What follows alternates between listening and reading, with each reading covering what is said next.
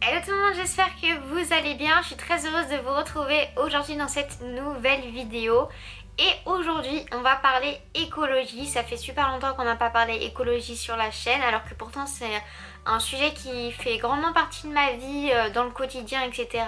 Mais c'est vrai qu'on n'en a pas parlé depuis très longtemps sur la chaîne. Et je me suis dit qu'aujourd'hui, j'allais vous partager mes petits changements que je fais au quotidien, mes petites habitudes quotidiennes que je fais pour la planète, pour réduire mon empreinte carbone, pour réduire mes déchets, ma consommation, etc., etc.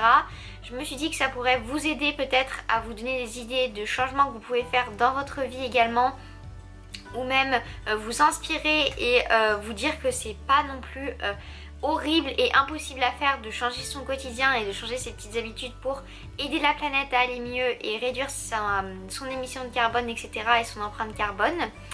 Donc j'espère que la vidéo vous plaira. Si c'est le cas, en tout cas maintenant, n'hésitez pas à vous abonner à la chaîne et à liker cette vidéo. N'hésitez pas également à me dire en commentaire quelles sont vos habitudes que vous avez déjà mises en place pour réduire votre empreinte carbone, vos déchets et votre consommation. Ça me ferait vraiment trop plaisir de savoir. Bref, je m'arrête de parler, on y va, c'est parti!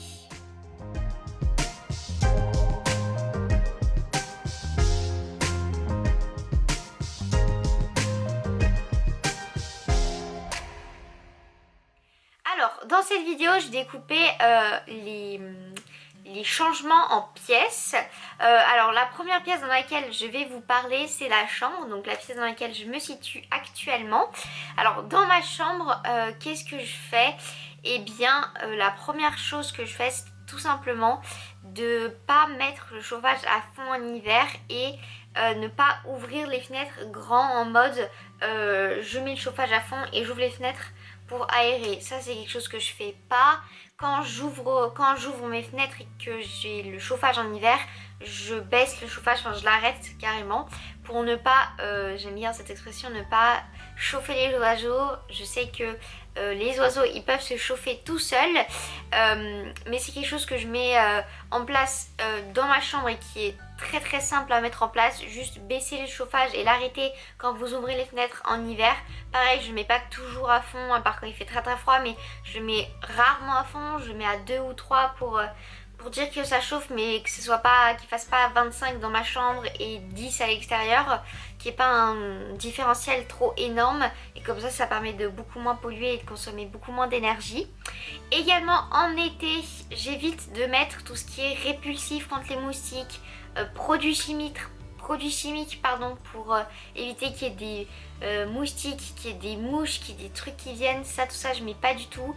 Moi ce que je fais, c'est que déjà je ferme ma porte pour éviter que les moustiques viennent. Je balance des huiles essentielles avec mon diffuseur d'huile essentielle. Donc je mets de la citronnelle généralement pour éviter de mettre des produits chimiques partout. Et quand ça me gratte, j'essaie de mettre des huiles essentielles sur mes boutons pour éviter de mettre des crèmes remplies de produits chimiques, etc., etc. Bien que je sais que ça marche, hein, mais moi les huiles essentielles ça marche très bien aussi. Donc voilà, éviter de balancer des produits chimiques partout dans ma chambre et partout dans l'air, ce qui m'évite de moins polluer l'air et également de faire moins de déchets, parce que les huiles essentielles ça pollue quand même beaucoup moins que des bouteilles de produits chimiques ou des répulsifs qu'on peut mettre comme ça dans l'air, etc. C'est très simple à mettre en place et ça peut réduire, et même ça réduit énormément les déchets et la pollution dans l'air. Gros changement pour moi dans cette année 2021 que j'ai fait dans ma chambre, c'est tout simplement de passer enfin à un dressing de seconde main. Alors j'ai beaucoup de vêtements encore, enfin beaucoup, j'en ai pas énormément par rapport à certaines personnes, mais j'ai pas mal de vêtements que je ne mets pas, que je vends et que je donne parce que j'en ai marre de les garder juste pour me dire un jour je les mettrai peut-être un jour. Vraiment ça m'énerve, et j'ai enfin passé le cap d'acheter des vêtements de seconde main. Je n'achetais pas beaucoup de vêtements avant, j'étais pas une grande consommatrice de shopping, j'y allais pas tous les mois, etc., etc. Mais quand j'y allais, je regardais pas forcément ce que j'achetais, où est-ce que c'était fait, avec quel matériau c'était fait, et je me suis rendu compte que ça polluait énormément. Et du coup je vais maintenant faire mes courses de shopping, toujours avec modération bien évidemment, mais quand j'en fais, je le fais sur Vinted, je le fais en friperie, mais je le fais plus dans les grandes enseignes que je fais et que je que je faisais avant. J'ai vraiment arrêté la fast fashion, ça me correspondait plus du tout et vraiment j'ai arrêté tout ça et ça me correspond bien mieux. Donc vraiment un dressing de seconde main, ça demande de faire des efforts parfois parce qu'on ne trouve pas forcément toujours ce qu'on veut, mais je trouve que c'est vraiment agréable de chercher un vêtement et de le trouver et de se dire ouais, ce vêtement là il est vraiment beau, il correspond vraiment à tout ce que je demande et j'ai mis du temps à le chercher, donc je sais qu'il vaut pour moi et je sais qu'il a de la valeur à mes yeux et c'est super important pour moi de cette valeur là et me dire que c'est pas un vêtement que je peux trouver comme ça au coin de la rue et qui a pollué et que je sais pas trop d'où il vient. Au moins je sais que en achetant ce vêtement je l'ai pas acheté en polluant, c'est à dire que j'ai pris de la seconde main et ça évite que quelqu'un le jette à la poubelle ou que moi j'en rachète un par la suite. Donc c'est vraiment une petite chose que j'ai mis en place cette année 2021 mais qui pour moi a vraiment révolutionné mon quotidien et ma chambre et mes habitudes écologiques, c'était de mettre en place ce dressing de seconde main. Enfin, je suis vraiment trop contente. On passe à une autre pièce de la maison qui est la salle de bain où pour moi également il y a eu vraiment un avant-après mes changements écologiques. Je me rendais compte que, enfin je m'en rends compte maintenant que je polluais énormément avant avec tout ce qui est les cotons-tiges, les produits cosmétiques pas écologiques, etc. etc. Alors, pour faire simple, qu'est-ce que j'ai fait? J'essaye de ne plus utiliser de coton-tige, même si j'en utilise encore, j'essaye de diminuer un maximum. Je me renseigne de temps en temps pour utiliser des auriculis ou même des choses pour remplacer les cotons-tiges.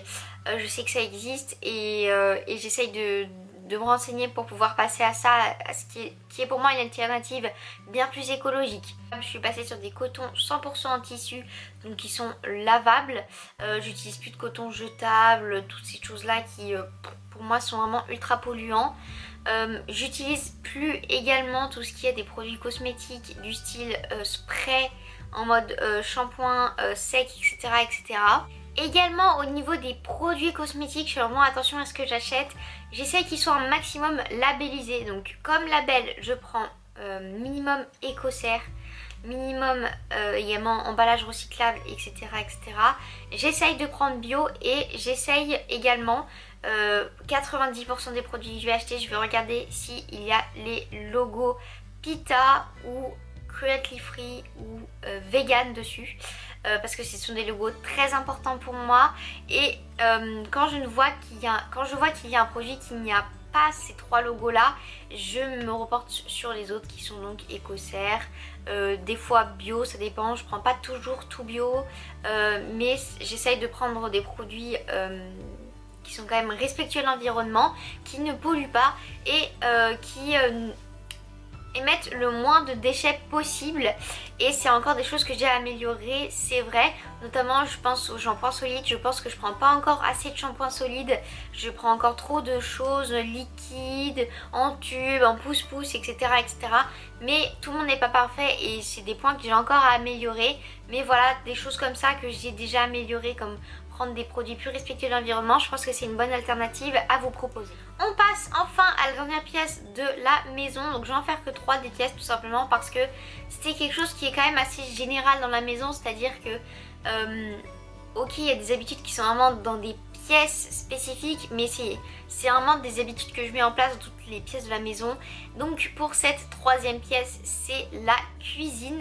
Alors au niveau de la cuisine, il y a vraiment beaucoup de choses qui sont regroupées dans la cuisine, mais qui sont pas forcément que de la cuisine. Par exemple la lessive que je fais maison, j'en avais déjà parlé et je vous avais déjà proposé ma recette zéro déchet. Si vous n'avez pas vu cette vidéo, je vous mets dans le petit i juste ici ainsi que dans la description, n'hésitez pas à aller la voir. Et si vous aimez que je vous partage d'autres recettes de produits ménagers zéro déchet, n'hésitez pas à me dire tout ça dans les commentaires. Mais voilà, je fais mes produits ménagers zéro déchet, j'essaye d'en faire un maximum. Donc pour l'instant je fais lessive, adoucissant, produits d'entretien. J'aimerais également faire, ou tout du moins améliorer ma recette de pastilles pour la lave-vaisselle, puisque pour l'instant elles sont à 90% opérationnel, on va dire.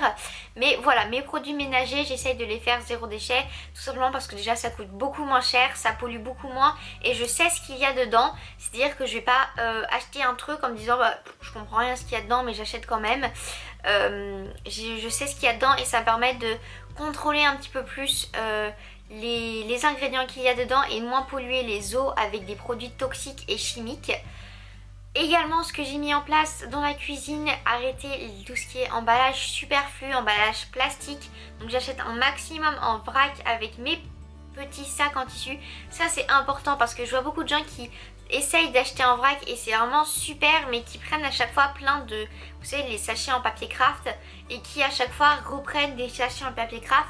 Alors c'est très bien d'acheter en vrac, c'est vraiment super, je critique pas, c'est déjà un grand pas pour ceux qui n'achetaient pas du tout en vrac. Mais pensez à réutiliser les sacs en papier craft, voilà, ça évite de reprendre à chaque fois et de repolluer à chaque fois un sac en papier craft. Ou bien faites comme moi, prenez des sachets en tissu, c'est vraiment super simple, hyper facile à laver et réutilisable à l'infini, c'est trop bien. Également j'utilise énormément de bocaux en verre, c'est-à-dire que chez moi je n'ai plus de bocaux en plastique ni de tupperware en plastique, j'ai que des bocaux en verre et des tupperware en verre pour mettre mes provisions type farine, pâtes, qu'est-ce que je peux mettre d'autre, céréales, légumineuses sèches, voilà tout ce qui est tout ce que je prends en vrac dans mes sachets en tissu, je les remets ensuite dans des bocaux en verre et ça permet de faire des grandes économies d'emballage et de beaucoup moins polluer. Ça c'est pareil, c'est des habitudes qui sont vraiment super simples à mettre en place et qui une fois mises en place, on les garde tout le temps parce qu'on se rend compte que c'est beaucoup plus simple et que ça nous, pour moi vraiment ça m'a changé la vie. Et la grosse nouveauté pour moi également dans la cuisine pour cette année 2021, c'est enfin pour moi l'arrêt de la viande. Je pense que je vous ferai une vidéo plus tard peut-être sur mon passage, sur mon transition vers le végétarisme, etc.